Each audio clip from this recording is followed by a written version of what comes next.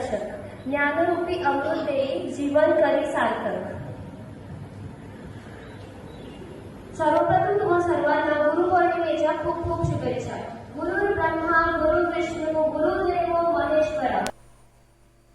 नमस्कार। आज गुरुपौर्णिमा अर्थात आषाढ महिन्यातील शुद्ध पौर्णिमेला गुरुपौर्णिमा असे म्हणतात। आज भारतातील तमाम गुरूंचा वंदनाचा पूजण्याचा दिवस आणि म्हणून गुरुबद्दल म्हटलं जातं, गुरुर् ब्रह्मा गुरुर् विष्णू गुरुर्दैव महेश्वरा गुरुर् साक्षात परब्रह्म तस्मै श्री गुरुवेव नमः। अर्थात भारतातील अनेक शाळा, कॉलेजेस, महाविद्यालय आणि संप्रदायांमध्ये गुरुपौर्णिमा मोठ्या उत्साहात आणि श्रद्धापूर्वक साजरी केली जाते। गुरुपौर्णिमेला व्यास पौर्णिमा असेही म्हणतात, कारण महर्षी व्यासांनी वेदांचे ज्ञान जगासमोर उघड केले। व्यासांना भारतीय संस्कृतीमध्ये आद्य गुरु समजले जाते। व्यासाने महाभारत हा अलौकिक ग्रंथ लिहिला आणि महाभारतातून व्यासाने नीतिशास्त्र, धर्मशास्त्र, मानसशास्त्र, व्यवहार शास्त्राचे दर्शन घडवले। तिथीनुसार व्यासांचा आजचा हा जन्मदिवस म्हणून साजरा केला जातो आणि म्हणून गुरुपौर्णिमेला व्यासपौर्णिमा असेही म्हणतात। या व्यासपौर्णिमेबरोबरच भारतातील अतिशय महत्त्वाचा धर्मग्रंथ म्हणजे बौद्ध धर्म।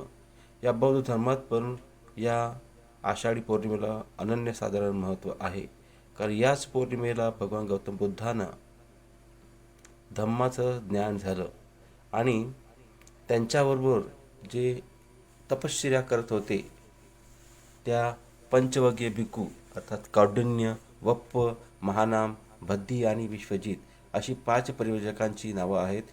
त्यांनी तथागतांच्या बरोबर जे तप केलं, ज्या तपश्चर्या केली, या तपश्चर्येनंतर तथागत भगवान बुद्धांना जे धम्मज्ञान प्राप्त झालं, ते धम्मज्ञान त्याने या पंचवग्य भिक्खूंना आजच दिलं आणि म्हणून आजच्या दिवसाला धम्मचक्र प्रवर्तित केले असं म्हटलं जातं। म्हणून आषाढ पौर्णिमा ही आजच्या दिवसाची महत्त्वाची बौद्ध धर्मामध्ये मानली जाते। पौर्णिमेला सारनाथ येथे आपला धम्मोपदेश करून जीवनमार्ग जन्माला घातला, त्या दिनाला धम्म उदय दिन असेही म्हणतात। अशा प्रकारे ही महत्त्वाची आषाढ पौर्णिमा आपण आज साजरी करत असताना मला खूप आनंद होत आहे आणि म्हणून मी आजपर्यंत मला ज्यांनी ज्ञानामृत दिलं त्या सर्व गुरूंना माझे अंतःकरणापूर्ण मनपूर्वक वंदन करतो। धन्यवाद, धन्यवाद, धन्यवाद।